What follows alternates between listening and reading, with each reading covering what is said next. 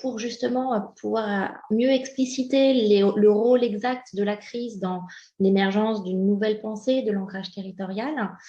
Nous allons accueillir dans un premier temps Françoise Lonardini, qui est donc responsable du service culturel du Musée Art Contemporain de Lyon, qui nous présentera ses projets. Nous allons également discuter avec Julie de Ségravier, qui est responsable de l'école pro nouveau projet du centre Pompidou. Nous discuterons également avec Delphine Sansins, directrice des ressources humaines du CMN à la tête de l'Institut de formation de l'établissement. Et nous parlerons également avec David Redon, conseiller action culturelle et territoriale de la DRAC Nouvelle-Aquitaine, aux manettes de ces questions de réseau ancrées dans le territoire. Et enfin, nous donnerons la parole à Vincent Charlier, directeur de Val d'Oise Tourisme, qui nous permettra d'avoir une vision moins culturo-culturelle, mais de penser aussi les choses dans le tourisme. En premier, donc Françoise Lonardini, chez vous, la crise où on aurait pu penser qu'elle pourrait provoquer un repli sur soi dans votre institution, bien au contraire, elle a favorisé les liens avec plusieurs institutions du territoire. Expliquez-nous cela. Et allumez votre micro également.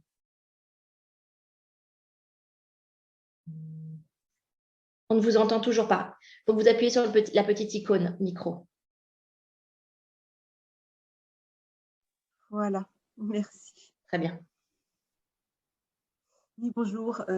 Oui, donc effectivement, je vais à travers deux très brefs et petits exemples démontrer qu'effectivement, il y a eu des répercussions à cette crise sanitaire et aussi démontrer qu'au fond, ce que disait la personne qui a fait l'introduction, les établissements culturels ont un rôle réel dans l'aménagement du territoire, dans l'irrigation beaucoup plus globale, au-delà de leurs actions, par exemple, de leurs activités d'exposition ou d'acquisition pour des collections, pour les musées. Il y a également le fait, pour un musée d'art contemporain, par exemple, d'être sensible aux problématiques des artistes qui vivent sur le territoire et que leurs problématiques, leurs difficultés ont été évidemment accentuées par le contexte de la crise sanitaire. Et le musée d'art contemporain a beaucoup cette vision sur toute la filière en fait, de l'art, en ne se limitant pas, par exemple, à la présentation d'expositions. Et c'est en novembre que se sont conjugués à la fois le problème plus crucial pour les artistes de production d'œuvres, certains ayant perdu leurs ateliers, d'autres ayant été face à des lieux fermés qui auraient pu les aider à produire, etc. Donc, ils étaient en difficulté en ayant des propositions d'exposition, mais pas d'espace pour produire. Parallèlement, le café du musée était fermé, d'une part à cause de la crise sanitaire, d'autre part pour des raisons administratives d'arriver en fin de bail. Et à ce moment-là, en novembre, le musée avait 3 mois de libre avant la reprise de bail du restaurant-café du musée. Donc, c'est ces deux phénomènes-là qui ont été conjugués, sachant également que dans le musée, où se tient aussi le café, il y a la présence de nos équipes techniques qui ont à la fois des savoir-faire, des outillages, éventuellement des matériaux de récupération, et qui étaient non pas en arrêt, mais dans une activité, on va dire, moins stressée par des délais qu'en période d'exposition. Du coup, est né le projet de créer dans le café du musée un espace atelier pour les artistes du territoire. Et le café du musée, qui est pourtant petit, a été scindé en 5 espaces qui faisaient entre, disons, 9 et 15 mètres carrés chacun. Le musée a fait des travaux vraiment minimum, point d'eau, cloison et puis retrait de la décoration du café. Et un appel à projet est sorti début décembre. 50 dossiers sont arrivés. Et ce qui est important aussi, c'est que le musée a souhaité associer dans le jury des représentants de collectifs. C'est-à-dire que ça n'était pas un jury d'entre-soi avec des gens qui ne connaissent que le milieu des écoles d'art, mais il y avait vraiment la notion d'aller chercher tous les acteurs qui s'occupent d'artistes sur le territoire.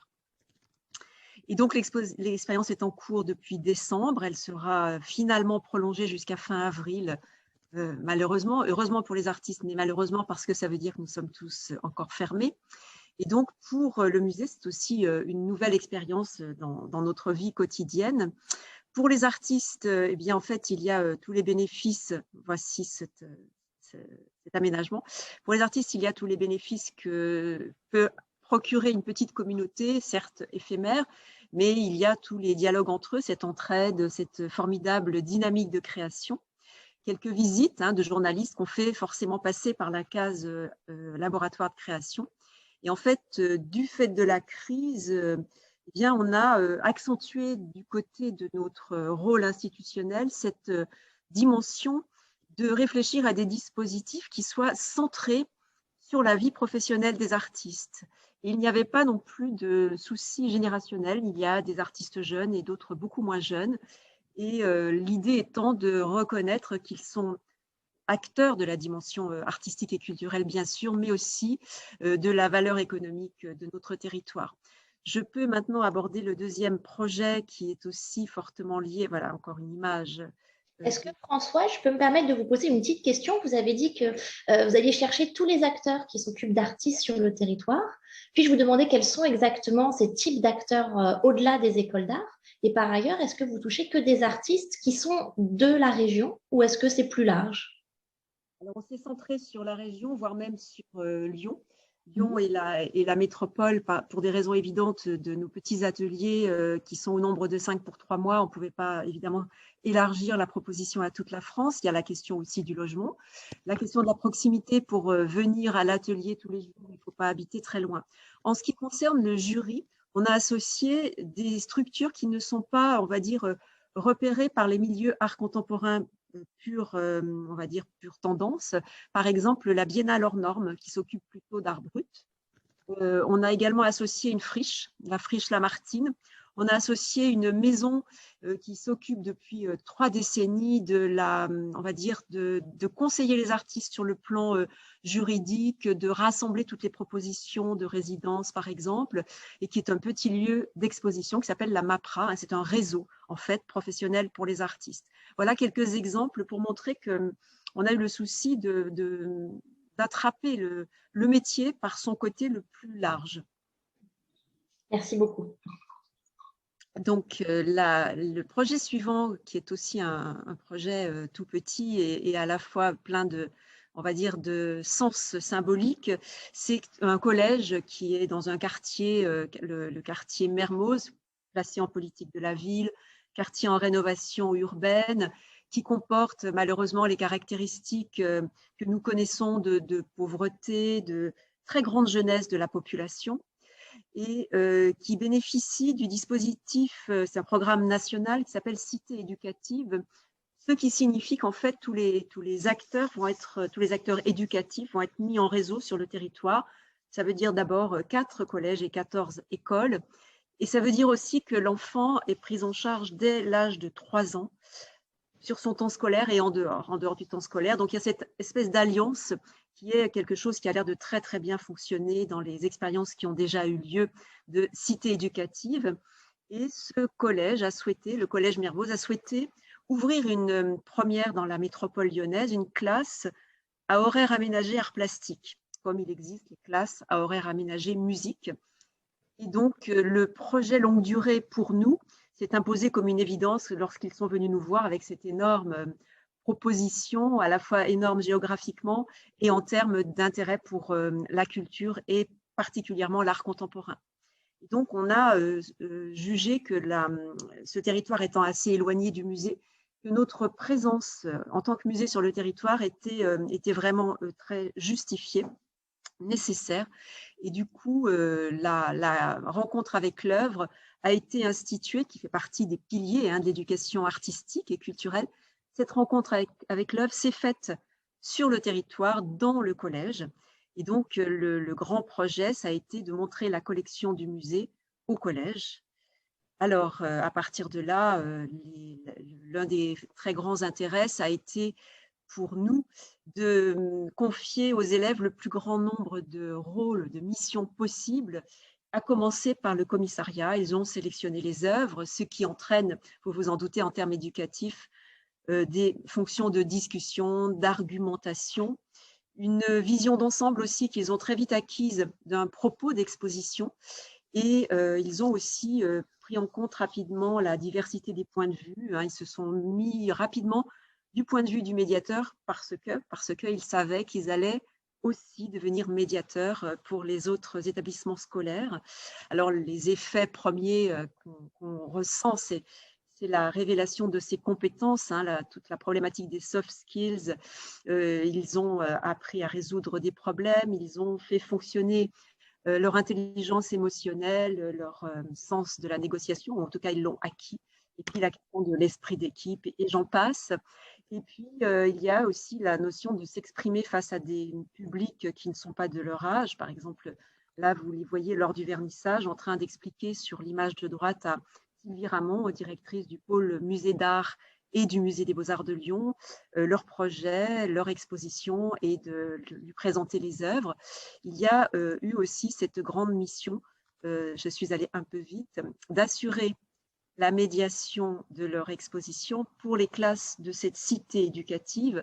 Et ici, ils reçoivent des enfants qui font partie d'un institut médico-pédagogique, qui sont des enfants qui porteurs de handicap et qui sont, je peux vous le dire, ils étaient fascinés par ces grands qui leur expliquaient les œuvres.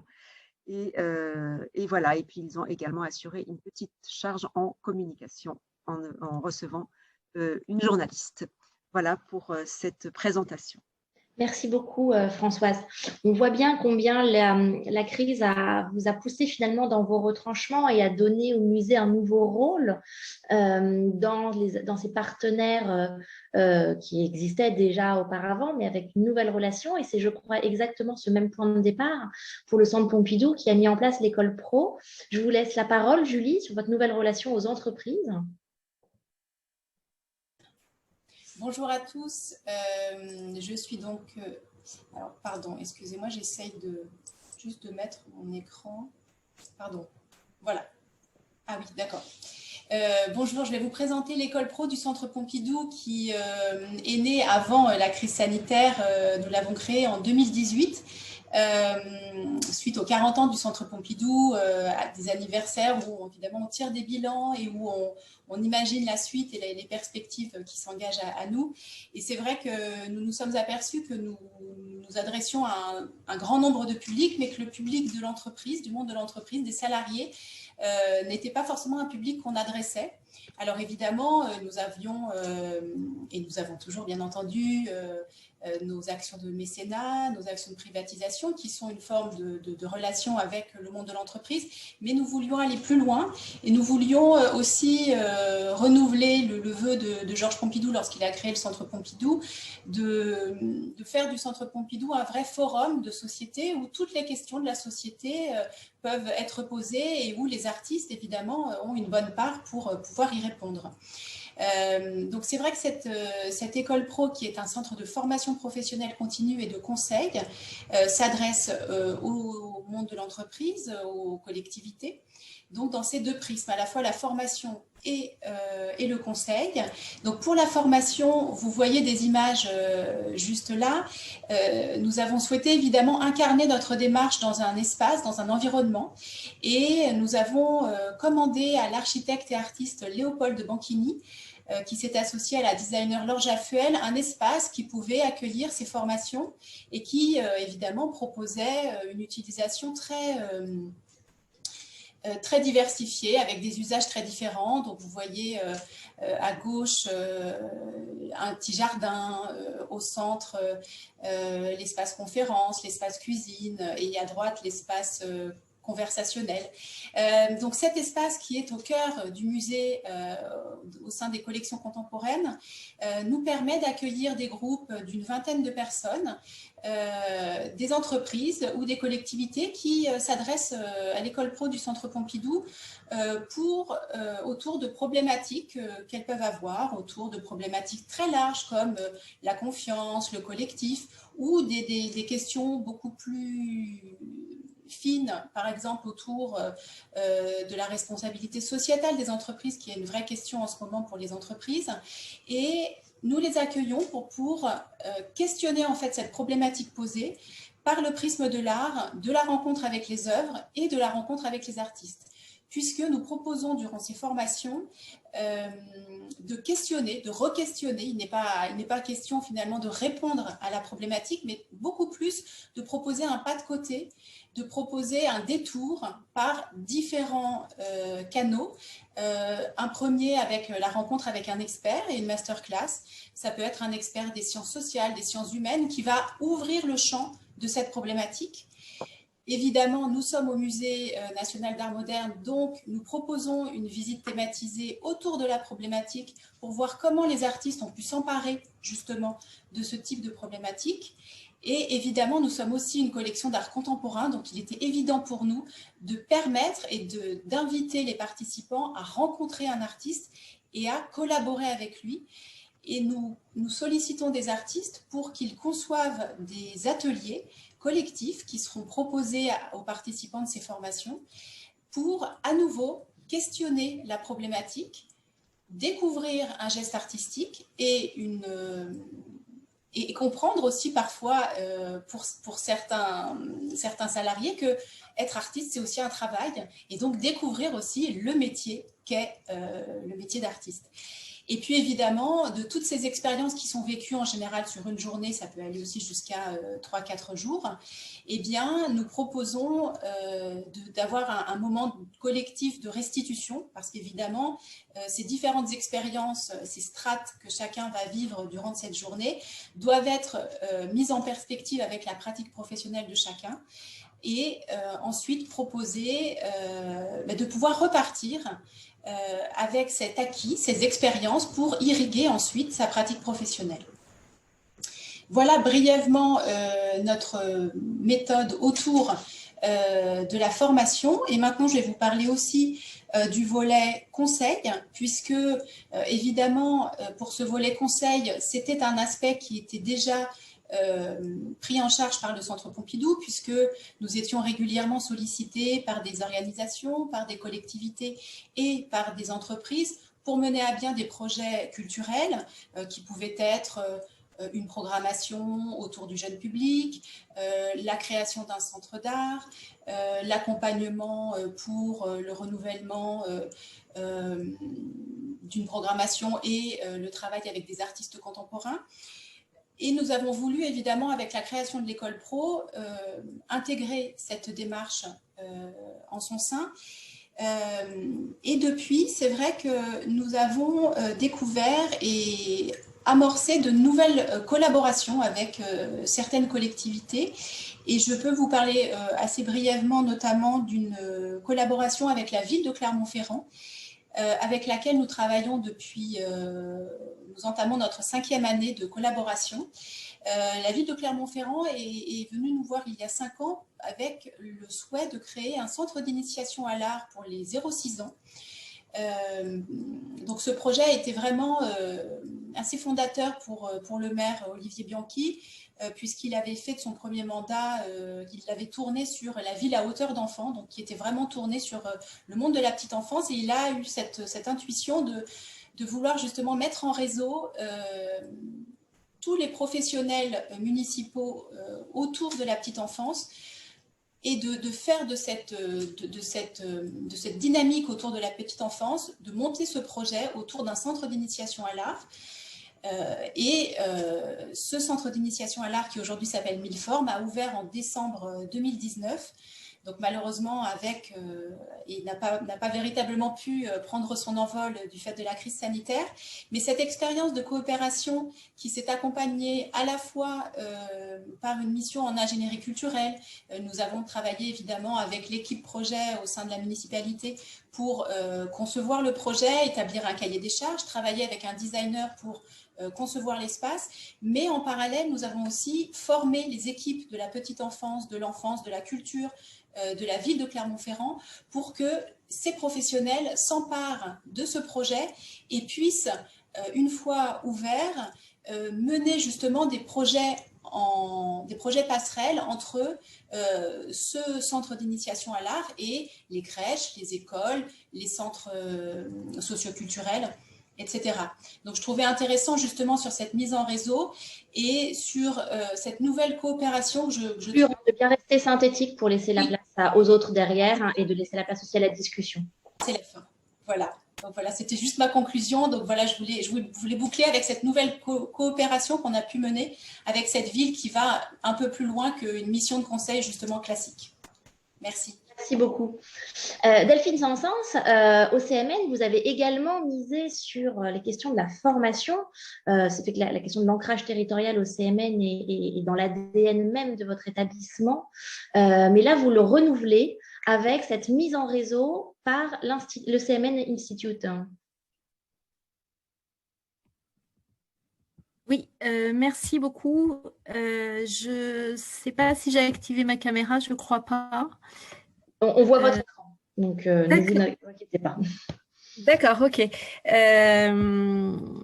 Oui, je voulais vous présenter ce projet du CMN Institut, mais auparavant, je voulais d'abord remercier les organisateurs de ces rencontres et me réjouir que l'établissement, le Centre des Monuments Nationaux, soit associé une nouvelle fois à celle-ci. Et je crois que ce thème particulièrement colle parfaitement, je crois, à ce qu'est profondément le Centre des Monuments Nationaux, qui, comme vous savez, est un réseau de 100 monuments éparpillés, si je puis dire, sur le territoire français. Et évidemment, ce sont des préoccupations qui nous animent au quotidien. Rapidement, pour en venir à ce projet du CMN Institut, je voulais dire que c'est un projet donc, qui n'est pas encore abouti, qui est en train de voir le jour, un petit peu retardé par la crise sanitaire tout de même, et qui voit le jour à la croisée d'un besoin interne des agents du CMN et notamment de ses cadres et de demandes externes. C'est donc un projet d'un institut de formation qui serait vraiment intégré à l'établissement lui-même, avec l'idée de pouvoir faire partager une expertise de terrain, non seulement au réseau, mais là aussi avec des tiers, et de partager, de mutualiser les bonnes pratiques avec toute une série d'acteurs du territoire. Aujourd'hui, donc, à l'orée de l'ouverture de cet institut, on a identifié 2 grandes thématiques qui constituent le cœur, je crois, de la compétence du CMN, de sa spécificité, et sur lesquelles on a bâti 2 parcours de formation particuliers. Donc, le premier, c'est l'exploitation d'un site patrimonial. Ça, c'est vraiment évidemment notre cœur de métier, ce qu'on fait tous les jours, d'ouvrir à la visite un site patrimonial. Le second, c'est la conduite de chantier dans les monuments historiques. Là aussi, une particularité, et en tout cas ce qui, je crois, est la particularité du CMN, c'est cette capacité à avoir ces 2 aspects notamment, mais évidemment d'autres métiers du patrimoine de façon extrêmement large par rapport à ce secteur. Et on déploie cette nouvelle activité de formation, qui est donc une formation continue, qui s'adresse à des actifs, sous 4 modes, avec d'abord des parcours vus d'ensemble, donc des modules très courts qui s'adressent à tous les publics. On se dit qu'en 1 à 3 jours, on peut donner un aperçu d'un cœur de métier, mais aussi des modules de formation approfondis. Et là, on va décliner les 2 parcours dans des thématiques plus particulières. Je voudrais juste en donner 2 pour vous donner une petite idée. Par exemple, sur l'exploitation d'un site patrimonial, en lien vraiment avec la thématique d'aujourd'hui, il y a un module qui s'intitule « Comprendre son écosystème local, scientifique et touristique ». Et là, vraiment, je crois qu'on est au cœur du sujet. Dans la conduite de chantier, on a un module sur la maîtrise d'ouvrage, de la définition du besoin jusqu'à la réception du chantier. Et enfin, 2 autres types de formations qui vont constituer notre offre du CMN Institut, ce sont des stages en immersion au sein des monuments. Et ça, il nous semble que certes, ça ne fonctionne pas avec le monde virtuel tel qu'on le voit aujourd'hui dans ces rencontres, mais néanmoins, c'est notre caractéristique et on croit beaucoup à la vertu de l'observation et de l'apprentissage au plus près des monuments. Et enfin, des ateliers d'échange qui vont nous permettre de poursuivre en réseau les échanges avec les stagiaires, les administrateurs des monuments et les agents du CMN. Donc, comme je le disais, ce CMN Institut, il s'ouvre, il a vraiment vocation à ouvrir le réseau à d'autres acteurs du patrimoine et j'en cite plusieurs, mais ça peut être autant des acteurs des collectivités territoriales que des acteurs privés, que des organismes touristiques, enfin tous les acteurs de la chaîne du patrimoine qui à un moment se retrouvent confrontés à des questions et souhaitent pouvoir partager notre expérience. Et je dois dire que ça s'adresse aussi, pourquoi pas, à l'étranger. On a pu avoir des sollicitations qu'on est en train d'explorer. Cet organisme de formation, il prend sa place dans un des monuments et ça pour nous c'est extrêmement important, donc dans un territoire véritablement, même si on reste en région parisienne, puisqu'on est à Saint-Cloud, un monument qui ouvre aussi sur les questions de jardin. C'est parfois mal connu, mais le CMN est composé évidemment de nombreux monuments bâtis, mais aussi d'un certain nombre de domaines verts et je crois que c'est important de le valoriser aujourd'hui. Donc, 3 sols de formation sont aujourd'hui équipés et vont permettre d'accueillir cet institut.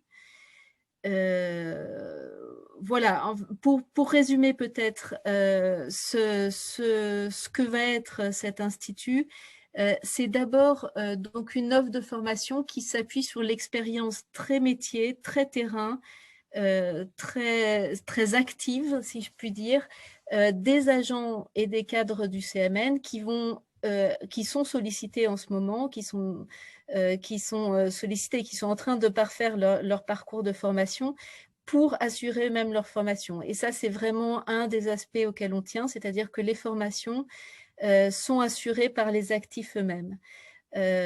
Cet institut, donc, il a vocation à faire circuler les connaissances, les bonnes pratiques au sein du réseau du CMN, et la crise sanitaire, on aura peut-être l'occasion d'y revenir, mais a rendu encore plus nécessaire le travail en réseau, et on a bien vu à quel point la crise nous a obligés à croiser les informations et nous oblige plus qu'avant à mutualiser ces pratiques, ces métiers qu'on a.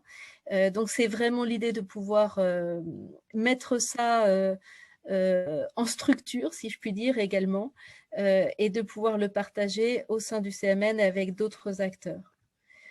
Voilà en quelques mots. Delphine, c'est effectivement tout à fait intéressant de montrer à quel point la crise, par-delà ce qui pouvait préexister auparavant sur les besoins de mutualisation, on aura l'occasion d'en revenir dessus, a accéléré vraiment cette demande de croisement de l'information et de fédération.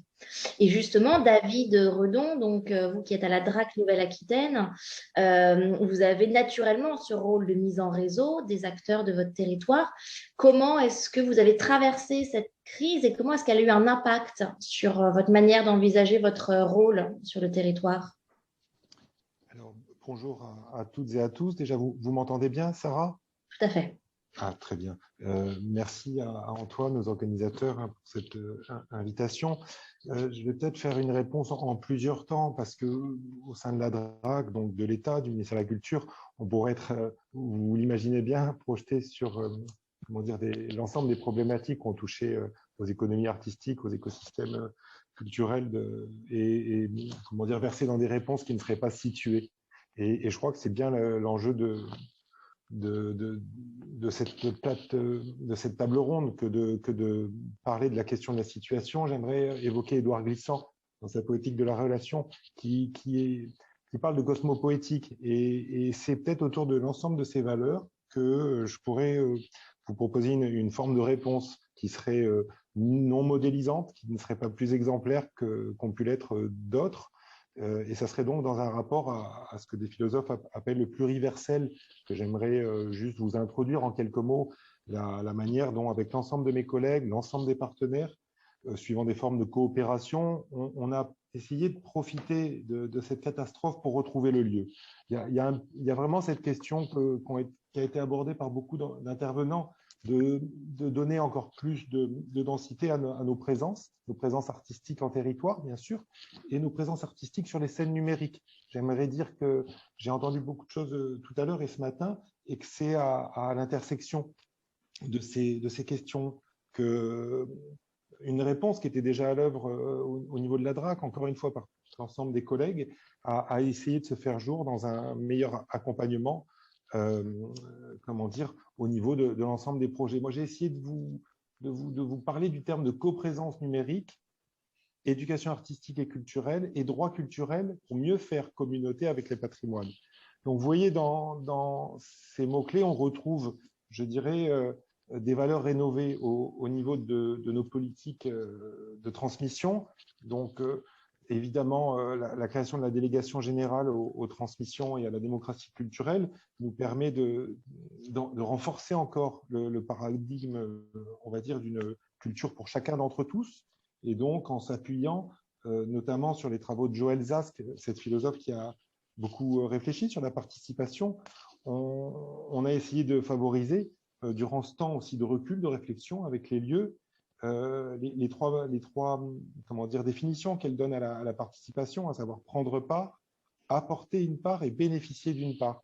Ça veut dire qu'autour de différents projets, dont je ne pourrais pas vous faire ici la liste, il s'agissait bien de, peut-être en s'inspirant ou en confortant encore un programme que vous connaissez toutes et tous ici, celui des nouveaux commanditaires, mieux travailler sur l'interconnaissance entre les acteurs, donc les formes de coopération, déjouer aussi bien sûr les assignations et avoir une pratique, je dirais, de désinstitutionnalisation. Ça veut dire, tant que faire se peut, bien sûr, dans les rapports de force qui animent dans nos territoires les relations entre l'État, les collectivités, voilà, essayer aussi de dépasser. Et donc, par exemple, dans le cadre des différents confinements, on a mis en place sur une plateforme sur laquelle on n'irait plus aujourd'hui, à savoir Discord, une relation de travail qui a animé de 20 à 50 à 100 personnes, et aussi bien des directeurs de lieux, des médiateurs, des gens qui venaient des mondes de l'art contemporain, des musées, des patrimoines, des lieux fermés, des festivals, des acteurs... voilà, et on a eu un travail comme ça de réflexion, je dirais, décentré sur l'ensemble des sujets touchant aux projets artistiques et patrimoniaux, orchestrant des formes de coprésence, encore une fois, entre des formes numériques et des formes en territoire. Alors, je vous ai mis une petite diapo pour dire que ça s'inscrit aussi dans un contexte de politique numérique en Nouvelle-Aquitaine extrêmement, comment dire, importante. On est, je dirais, l'une des premières régions de France en termes de financement, et le ministère nous a, en 2018, permis d'expérimenter le programme de numérisation et de valorisation qui est venu rejoindre un programme co-géré avec nos collègues de la région Nouvelle-Aquitaine qui s'appelle Culture Connectée Nouvelle-Aquitaine. Et donc, c'est une manière aussi de vous répondre. On a pu, grâce par ce biais, on va dire, accompagner plus de 215 sollicitations, quasiment une centaine de projets contre une cinquantaine les années précédentes, avec des moyens importants. Et encore une fois, dans cette idée, effectivement, de retrouver le lieu, retrouver aussi de nouvelles relations au public, toujours sur ces questions de coprésence. Donc, je vous ai pris quelques exemples peut-être pour... voilà, j'ai mis... on en a beaucoup, donc n'en citer qu'un, c'est les oublier tous, mais j'ai voulu porter une attention à un dispositif qui s'est appelé par exemple l'Archéoton, qui était un hackathon numérique, avec un tiers-lieu, avec des musées, le musée de Brive notamment, avec une UMR du CNRS, Archéovision, avec Cap Science et Cap Archéo, avec des acteurs de la préhistoire, le pôle international de la préhistoire notamment, avec tous les collègues archéologues, qui a consisté à travailler sur des formes de prototypage de projets de valorisation par le numérique et par de la médiation, hein, avec des vraies personnes. Donc, on avait, par exemple, vous voyez, les écoles Saint-Plon, qui sont un peu comme ces écoles 42 de Niel, des endroits de reprofessionnalisation de personnes en rupture professionnelle, où le numérique joue un rôle important pour retrouver de nouveaux métiers, quoi.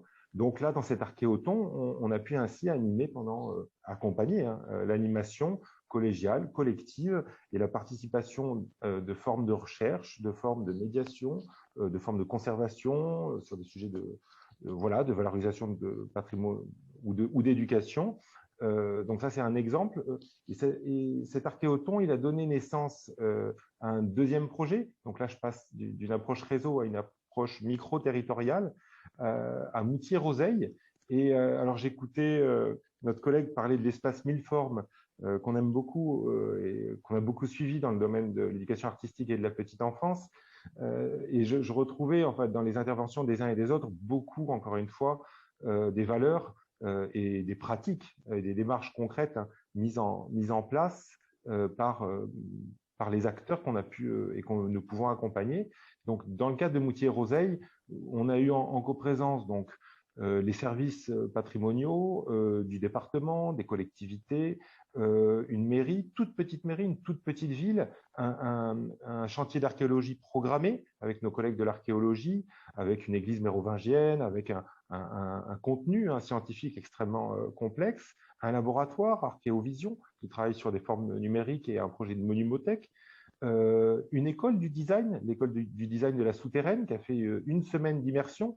Donc, quand je vois les jeunes qui vous accompagnent dans la fabrication de ce temps de réflexion et que j'entends les évocations par Pompidou de ces écoles, de ces questions de formation professionnelle, on avait effectivement tous ces ingrédients pour faire en sorte que faire patrimoine, enfin faire territoire et faire patrimoine, on a comme ça une forme de coopération où l'ensemble des chaînons qui de l'éducation, qui de la conservation, de la valorisation et du développement territorial se retrouvent unis. Alors c'est complexe, bien sûr que oui, parce qu'il faut articuler ces différents acteurs. Puis je vous demande de conclure et de synthétiser, s'il vous plaît, David, parce que l'heure passe extrêmement vite, hélas.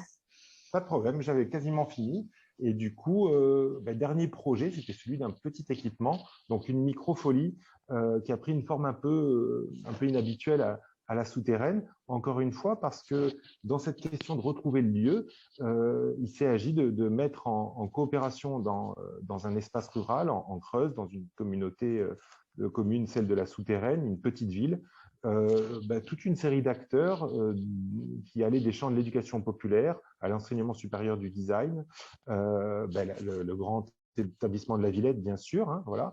Il s'agissait aussi de déjouer la manière dont un équipement culturel de type numérique pouvait s'installer aussi sans connaissance des pratiques artistiques et culturelles, du fonctionnement des écosystèmes artistiques. Et donc, en articulant la mise en œuvre de ce projet numérique dans un ensemble patrimonial avec un ordre classé, enfin, vous voyez, des formes de reconnaissance en termes de monuments historiques, on a pu articuler au mieux l'ensemble des contrats de territoire qu'il y avait avec cet espace pour faire en sorte que cette microfolie prenne une forme extrêmement différente. Merci beaucoup, David. Et justement, dans ce rôle de mise en réseau dont vous avez extrêmement bien montré et l'importance et les voies diverses, Vincent Charlier, vous, à la tête de Val d'Oise Tourisme, vous avez aussi vu dans cette période une manière de repenser l'attractivité des lieux et la possibilité de les mettre en réseau, mais à travers un credo qui est le vôtre depuis quelque temps, qui est de faire tomber les frontières entre culture et tourisme. Oui, absolument. Merci beaucoup aux organisateurs, à Antoine Roland et à vous, Sarah, de laisser une petite place effectivement au tourisme. Alors, l'idée, c'est vraiment d'apporter un petit propos, en tout cas un regard qu'on pourrait nous accompagner, en tout cas dans cette période-là. Pour nous, les sites culturels sont évidemment extrêmement importants. Je ne sais pas s'il est possible de faire défiler quelques slides. Voilà, donc bon. photo agressive, mais c'est aussi pour montrer parfois peut-être les deux mondes, le tourisme et la culture, qui se regardent en chien de faïence, pour pas dire avec une vision peut-être du grand méchant loup tourisme, tourisme de masse, etc. Et puis de l'autre côté, la culture un peu agneau qu'il faudrait protéger. En fait, l'idée de mon propos, c'est notamment d'inverser un petit peu les présupposés et au contraire de tendre vers davantage de rapprochement, parce qu'on pourrait aussi estimer qu'on a besoin l'un de l'autre. Voilà. Voilà. Bon, juste pour vous dire qu'en tout cas, des agences de développement touristique, il y en a à peu près dans tous les départements en France. On a notamment deux grandes missions, hein, c'est l'accompagnement des porteurs de projets et la dimension de promotion communication. Donc, c'était quelques éléments qui vous montraient ça. Et vous voyez du coup notre équipe. Donc, nous, on est une douzaine dans le Val d'Oise.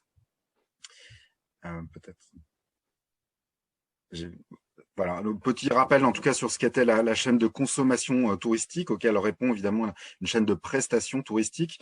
C'est un peu repenser le parcours, hein. On peut dire aussi que le tourisme n'existe pas, hein. C'est une reconstitution a posteriori d'un voyage, d'un mouvement hors de chez soi, sachant que le premier des concurrents, c'est Netflix, donc au moins on peut s'accorder sur ça.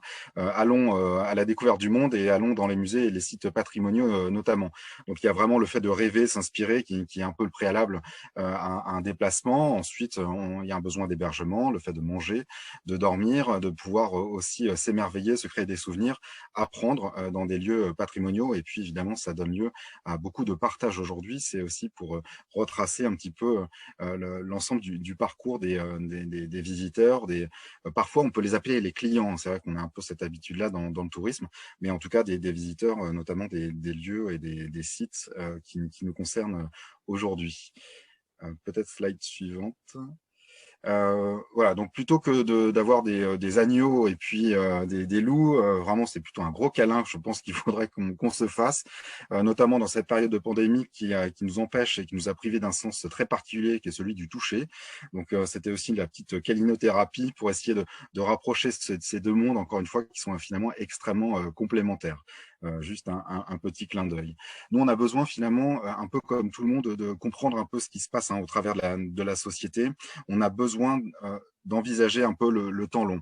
Évidemment, il y a tout ce débat ou cette pensée autour de la société moderne et vers une évolution vers une société postmoderne, hein, aller de l'individu à la tribu, le travail vers la création, l'utilité vers l'intensité, la raison vers l'émotion, etc. Des grands mouvements de société qui sont un peu au cœur de nos préoccupations et qui sont nécessaires, en tout cas, d'appréhender d'après notre point de vue. Il y a des nouvelles valeurs sociétales, hein, qu'on essaie de comprendre depuis déjà une vingtaine d'années.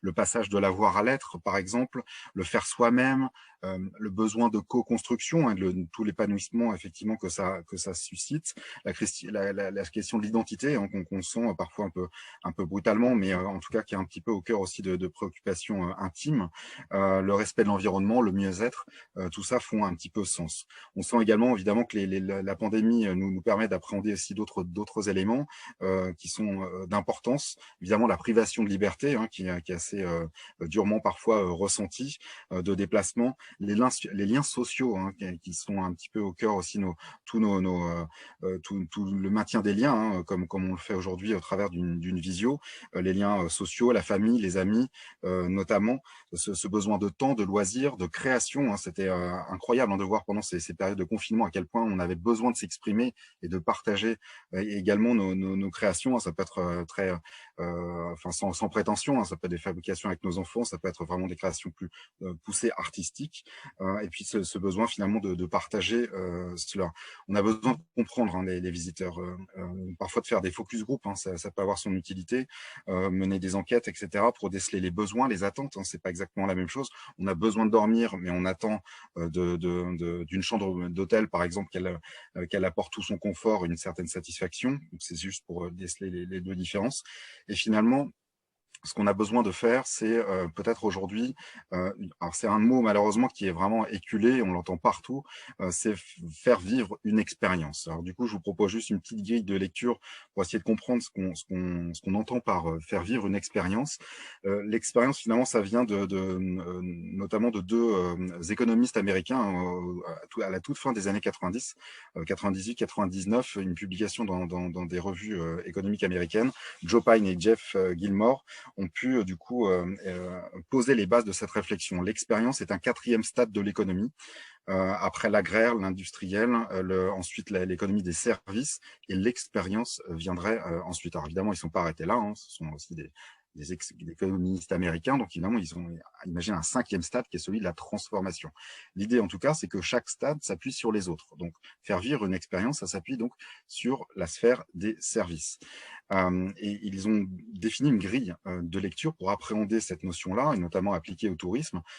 Ça donne un petit peu cela. Donc, il y a une façon déjà passive ou active de s'envisager, et une immersion, c'est-à-dire qu'on arrive, on se plonge dans un paysage, dans un sujet, ou l'absorption, au contraire, c'est le monde qui vient à nous-mêmes. Ça définit 4 zones: le divertissement, donc un peu le fun, l'amusement, une partie plutôt découverte, relative plutôt à la pédagogie, l'apprentissage, une autre autour de l'évasion, et un dernier domaine autour de la contemplation. Du coup, petit exercice appliqué à un sujet, un tourisme avec l'impressionnisme. Je n'ai pas mis d'image volontairement du Val d'Oise. Petit clin d'œil évidemment malgré tout à Van Gogh qui a vécu ces derniers jours à Auvers-sur-Oise, mais là évidemment une image d'Orsay. Quand on entend impressionnisme, évidemment, on entend musée. Et ça, c'est un peu la première chose qu'on imagine. Et on a bien raison, se confronter à l'œuvre, c'est absolument fondamental. Découvrir les œuvres, aller dans les musées surtout, c'est aussi se découvrir soi-même. Mais il y a également une autre façon finalement d'appréhender l'impressionnisme. Il y a tout un imaginaire à envisager autour du divertissement. On peut par exemple citer les guinguettes. Autour de l'évasion, c'est-à-dire sortir de son cadre normal, de son canapé, de son chez-soi, de son quartier, et peut-être aller à la rencontre des lieux qui font sens. Donc là, une image de Montmartre fait sens tout à fait pour envisager aussi d'appréhender ce milieu, cet écosystème, ce foisonnement de création artistique, par exemple l'impressionnisme. Et puis la contemplation, juste un déjeuner sur l'herbe en famille, un petit panier pique-nique avec une nappe en carreau, permet peut-être également d'appréhender ce temps long et de s'émerveiller finalement devant des paysages. Voilà en tout cas les 4 univers de l'expérience qu'on peut se proposer de travailler lorsqu'on travaille dans la sphère du tourisme. Quelques clés pour finir autour des sites de visite, hein, puisque nous sommes donc un peu comme une agence de conseil. Humble, évidemment, nous ne venons pas perturber et nous ne venons pas, en tout cas, travailler dans le sens enfin, en tout cas, perturber les actions des acteurs culturels. Hein, c'est pas du tout notre job. Celui-là, c'est vraiment d'inviter, en tout cas, à prendre la pleine mesure, le regard, en tout cas, des visiteurs. Se mettre à la place d'eux pour essayer de regarder ce qu'on leur propose, avec presque un questionnement. Qu'est-ce qu'on veut que nos visiteurs retiennent du passage chez nous ? Travailler sur des motivations de visite, repenser des parcours clients vraiment avant qu'ils viennent sur place et évidemment après dans une optique de fidélisation. La complémentarité physique et digitale est importante. Des tablettes numériques, ça ne sert à rien si ça ne fait pas sens dans un parcours global. Donc, on ne soutient pas du tout ce genre de choses. Cibler le local, évidemment, notamment dans cette période-là, qui fait qu'on se recentre un petit peu sur les habitants, les personnes de proximité. Bichonner l'accueil, c'est un peu vulgairement dit, mais c'est important. On peut aller dans les plus beaux sites du monde. Malgré tout, si on est très mal accueilli, c'est finalement ça qu'on va retenir et ça dessert un petit peu toute l'appréhension qu'on peut avoir des lieux. Favoriser l'émotion, stimuler les sens, se mettre en scène, être clair dans son positionnement et avoir une programmation culturelle qui fasse écho évidemment à son identité de lieu, rendre acteurs les personnes qui viennent chez vous, hein, cette notion du faire était vraiment fondamentale me semble-t-il aujourd'hui, et créer du lien entre le lieu et le territoire, entre la grande histoire, la petite, entre soi-même et puis tous les artisans d'art par exemple, ou toute la scène artistique du spectacle vivant font sens. Voilà, quelques clés en tout cas pour peut-être travailler cette dimension d'amélioration de l'expérience de visite chez vous et qui fera qu'on viendra et on reviendra. Merci beaucoup, Vincent, et merci beaucoup à tous de nous avoir présenté tous ces projets qui, on le voit dans la question de l'ancrage territorial telle qu'elle se pose aujourd'hui après un an de pandémie, fait beaucoup, met en avant la notion du rapprochement, la notion de la mise en réseau, la notion du collectif finalement. Chacun de vos projets a vraiment mis en avant ce nouveau besoin-là, ou en tout cas une sorte de nouvelle manière de l'aborder. Et est-ce que justement, je peux vous poser la question à chacun d'entre vous, face à ce besoin d'ancrage territorial qui préexistait quand même à la pandémie, est-ce que vous voyez une manière aujourd'hui de faire tomber des frontières qui existaient entre différents secteurs d'activité, entre différentes disciplines? Là, on vient de le voir à l'instant avec la question du tourisme et de la culture, mais ça peut être entre le numérique et le virtuel et le physique, ça peut être entre les musées et les entreprises, comme on l'a vu avec l'exemple du Centre Pompidou, l'État et les régions. Est-ce que pour vous, la pandémie va permettre un petit peu d'aplanir ce secteur très segmenté tel qu'on l'avait dans la culture auparavant? Et question corollaire, quels sont les freins à la mise en raison, les difficultés auxquelles vous pouvez être confrontés, décider de mettre ensemble un certain nombre d'acteurs? Là, si on reprend l'ordre, Françoise, avez-vous quelque chose à répondre à ces questions-là? Oui, Sarah, bien sûr, la question du numérique quand même a été une sorte de révélation, surtout pour notre musée qui n'avait pas d'outils numériques de visite pour des raisons de faible réseau Wi-Fi, hein, très technique et très bassement matériel. Cela dit, toutes les offres en ligne, qu'elles soient des podcasts parfois simplement ou des visites numériques virtuelles, etc., ont été beaucoup plus développées que s'il n'y avait pas eu de crise. Je dirais également que à travers les deux exemples, surtout le premier exemple des laboratoires de création pour les artistes, je crois que nous avons touché du doigt, sans vraiment le dire, une question d'entraide.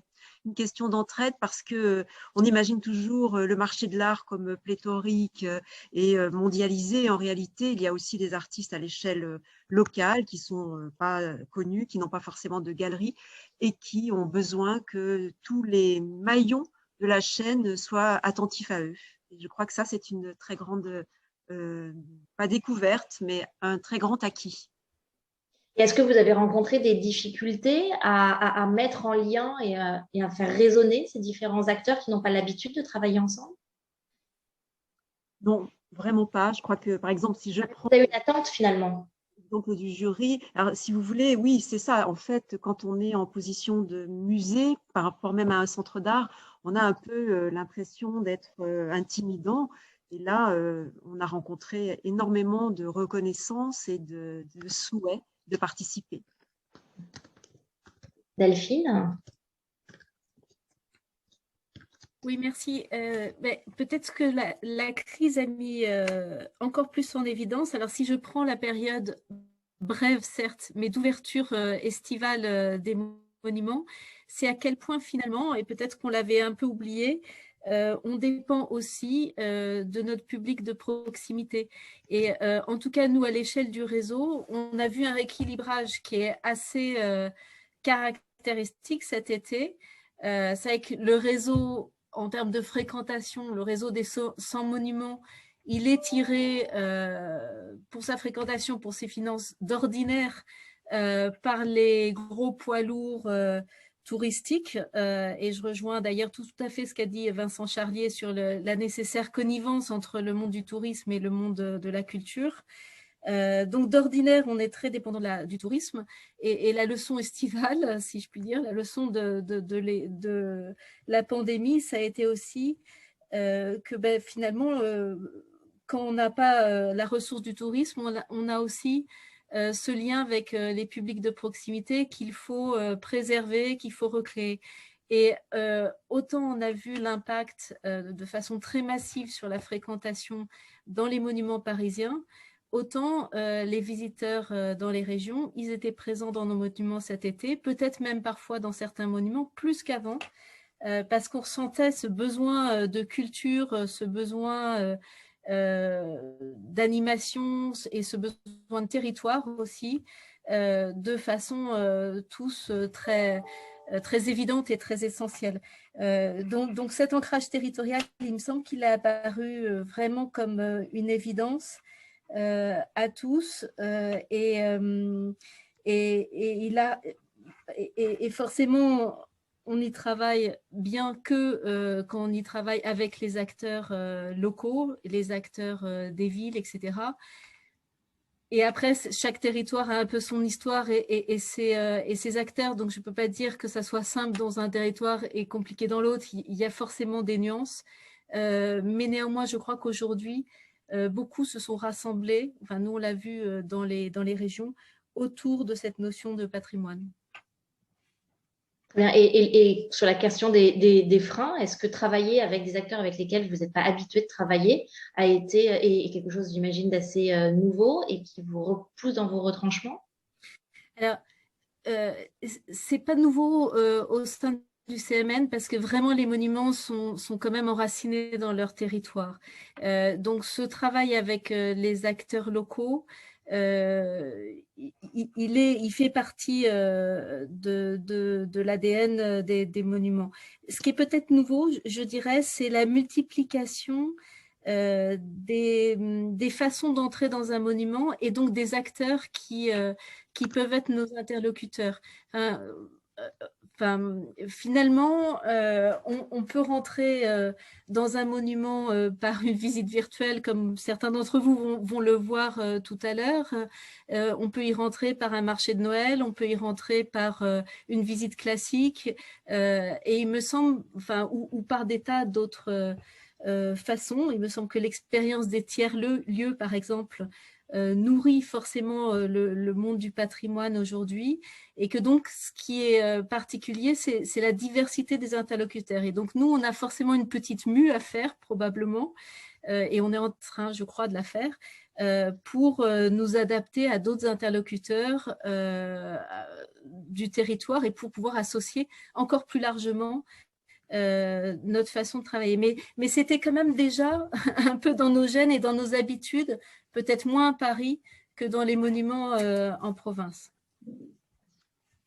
Julie, avez-vous quelque chose à ajouter? Moi, ce que je voulais rajouter, c'est que cette crise sanitaire, en fait, paradoxalement, dans toute sa complexité, nous a donné un peu de liberté aussi. Enfin, moi, c'est vraiment ce que j'ai ressenti au sein de notre institution, évidemment à situation complètement inédite, réaction inédite, et donc aussi se permettre d'imaginer des projets que jusqu'à présent on n'avait pas forcément eu l'idée de mettre en œuvre. Et donc ce frein qu'on pouvait avoir auparavant de collaboration avec des entreprises, avec des collectivités, je pense que justement cette crise qui a finalement mis à plat et mis un peu tout le monde au même niveau nous permet peut-être d'envisager des projets plus fluides et en coopération. Donc ça, je trouve que en tout cas moi c'est ce que je relève, j'ai l'impression qu'on se permet des projets peut-être qu'on n'aurait pas fait auparavant. Donc je trouve que c'est assez intéressant. Vous voulez dire qu'il y a aussi du coup une fluidité plus simple dans le dialogue et dans l'approche d'autres acteurs? En fait, ça nous oblige à chacun de se repositionner et finalement de se repositionner comme des acteurs sans pour autant avoir, par exemple, je ne sais pas, nous en tant qu'institution, c'est vrai qu'on est toujours, on a quand même une stature voilà, qui est celle qu'elle est.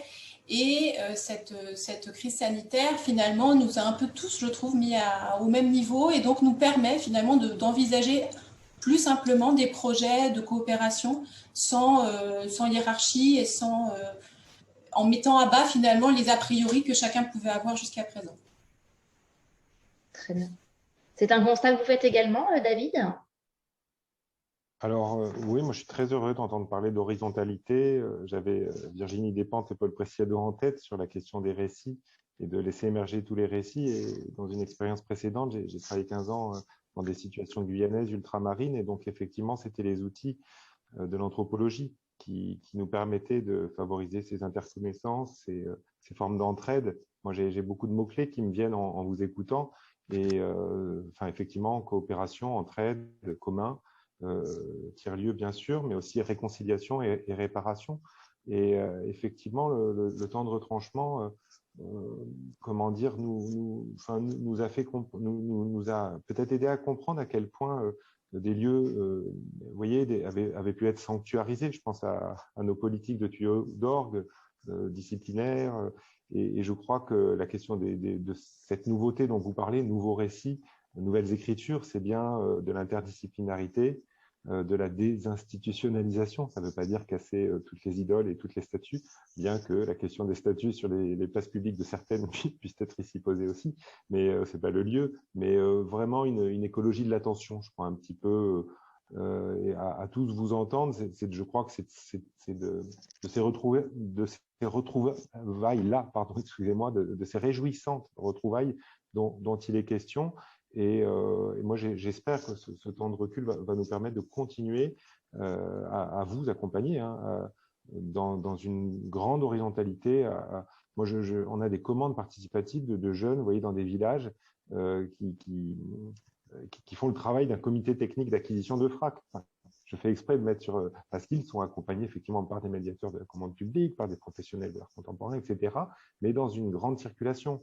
On a un lieu qui s'appelle la Métive, par exemple, en Creuse, qu'on aimerait bien accompagner sur une labellisation droit culturel, artiste en exil, et qui anime une communauté patrimoniale dans l'esprit de la Convention de Faro, bien sûr, autour d'une abbatiale. Et donc, ce sont les élèves qui ont travaillé sur, par exemple, les critères, mais je ne rentre pas dans le détail, je sens que je suis déjà trop long, quoi.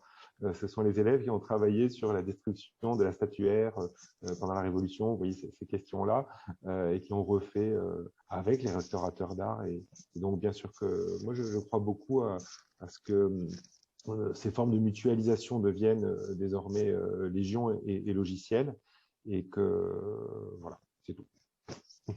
Très bien, merci David. Vincent, cette horizontalité-là dont on parle, est-ce que vous la touchez plus du doigt également depuis la crise, ou les dissensions dont vous dites le portrait tout à l'heure sont toujours à l'œuvre? Surtout, moi, ce qui m'a marqué pendant la pandémie, en tout cas depuis qu'on la connaît, c'est ce besoin de créer du lien. Alors, ce qui était intéressant aussi de voir, c'est à quel point finalement il y avait des sites à deux vitesses. Et il y avait les grands sites qui étaient plutôt bien armés, qui avaient beaucoup de contenu, notamment à partager, avec des procédés, peut-être la ressource humaine, qui était un peu dédiée à cela, mais et plus de difficultés effectivement pour des sites un peu plus confidentiels, avec peut-être moins de ressources humaines, moins de ressources financières. Et là, il fallait repenser un petit peu le contenu.